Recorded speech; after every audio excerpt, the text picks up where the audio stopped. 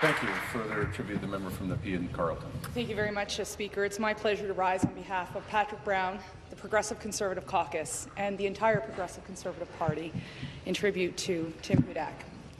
Yesterday was his anniversary of becoming the Progressive Conservative leader in the House, and today he'll give his final speech as a member of Provincial Parliament for Niagara West Glanbrook, a riding which he has held for 21 years. A colleague, a confidant, at times a co-conspirator, and even one time a co-defendant. It's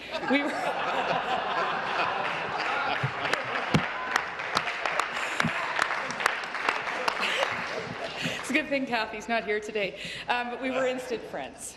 I first met Tim at the Ottawa Convention Centre when he was a cabinet minister under Ernie Eves, and he was about to approve funding for a new state-of-the-art building. Bob Chiarelli was mayor then, Norm Sterling was the regional minister, and our dear friend, now departed, Maurice Belanger, was the federal minister. I remember because Tim came up to me, my husband was actually the Progressive Conservative candidate in Ottawa Centre, and Tim actually said to me, you should be the candidate instead. Anyway, I get the next laugh because I get elected, husband doesn't, but then my husband gets the final laugh because he's actually been on Tim Hudak's talk show. So, just a reminder, I'm waiting for the invitation.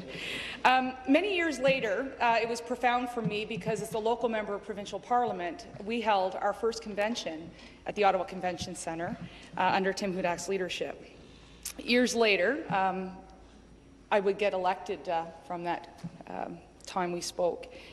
And I remember the day so vividly when I first entered the Progressive Conservative Caucus.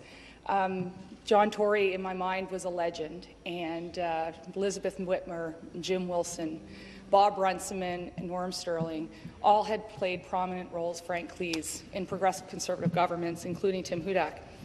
But he was the first to rise and to greet myself and Christine Elliott as we walked in the room, and we became friends from that day forward. In fact, my office used to be beside the old whip's office, and because of that, there was a nice staffer there, Julie Kwasinski, and she came over to me and she said, "You'll get to know Tim Hudak. He was well brought up." And after knowing him for a decade and having built a relationship with himself and his family, I can tell you, honestly, that his mother, Anne Marie, and his father, Pat, did a stand-up job. I want to talk a few minutes about his accomplishments because as a cabinet minister, you do make achievements that you're very proud of. And at his time, he spent in 3 different economic portfolios. He did a lot to make sure that mining in Ontario was #1 in Canada. He did a lot after the terrorist attacks on September 11th to encourage the tourism community here in the province to be resolute and to ensure that we were open for business. And I think we can all single-handedly credit him for the VQA and his instrumental lead in ensuring that we have more wine available from wineries in Niagara. Tim and I don't often agree on wine. As many of you know, I replaced a very shy and retiring young man named John Baird when he became a federal minister. So one of the first times I invited Tim Hudak to my riding, we went to Cedar Hill Golf and Country Club, which used to be owned by Bob Chiarelli's family, FYI. And we sat down, and Tim said, well, let's have a glass of wine with dinner. And me, totally tone-deaf to the fact that he loves VQA wine, I ordered a Wolf Blass. And he looks at me and he said, did Baird put you up to that? So apparently Baird would do this all the time. So not to be outdone by me, my husband then, we were in a by-election in Ottawa, West Nepean, and my husband goes out to the LCBO in Nepean, and as many people know, Nepean, Ottawa, West Nepean, Nepean, Carleton, very close. My husband's in there, and he's buying red wine for after the by-election. And he's got this basket, and Tim Hudak looks down at it, and he said, Australian pluck? So very, very upset. But I want to point out a few things about Tim's character that I don't think the broader public actually knows about. As Progressive Conservative leader, he called us each and every Christmas.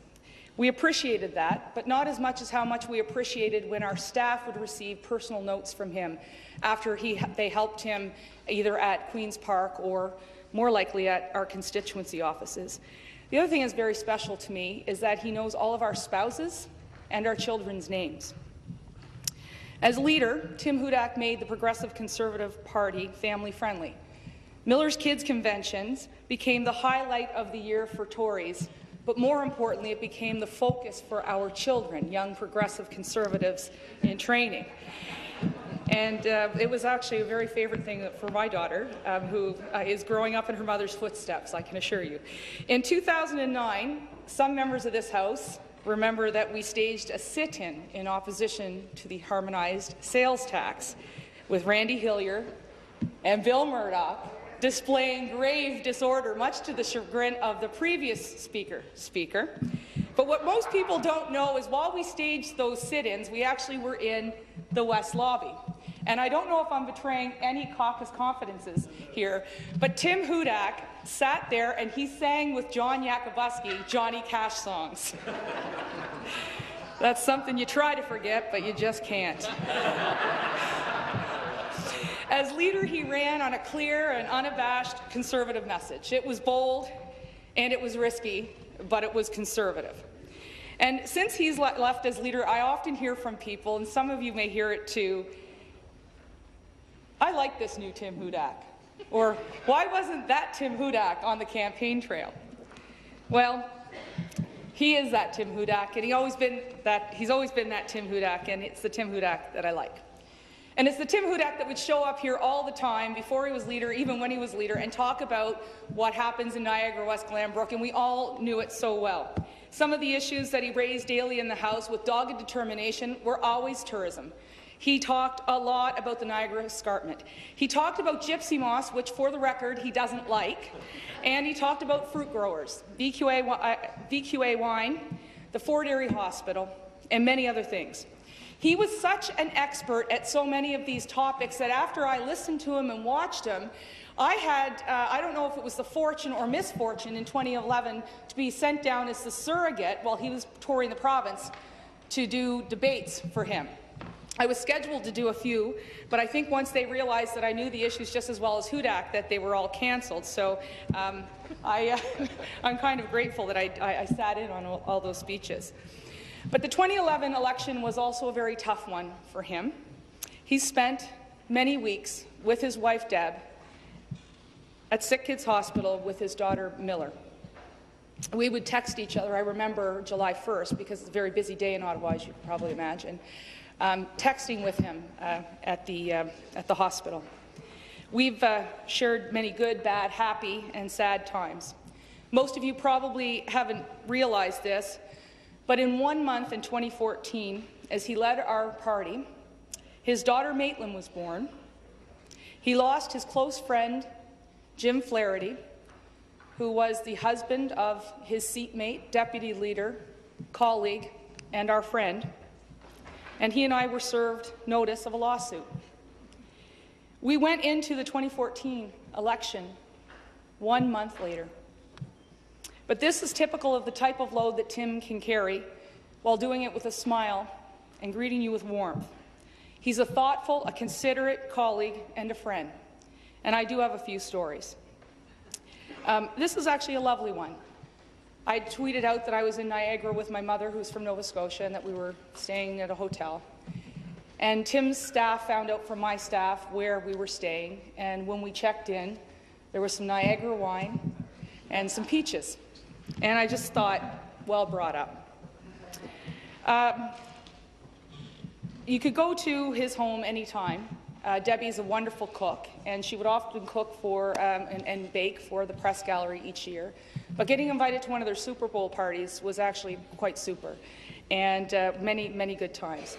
I couldn't go visit my family in Nova Scotia, and I did this summer without him demanding either to bring back lobster or beer, or I brought him some Nova Scotia wine. We'll see how that ticks. I don't think it'll be that good, but we'll see. And this year, he spoke at my 10-year anniversary party, which was quite difficult for me. We talked about our friendship, he talked about our children, who are quite good friends, and we talked about our politics. He talked about my loyalty, and we were both quite emotional, and I'm going to tell you why. After 2014, the election defeat was hardest on him. but I was struggling with depression, and he would sit with me either here at Queen's Park or on the phone when I was at home, and he would try to boost me up. Sometimes that was daily. That's the Tim Hudak that I know. Well brought up, always deserving of my loyalty, always a friend. Later this past summer, his riding association in Niagara West Glanbrook hosted a tribute for Tim's 21 years in politics.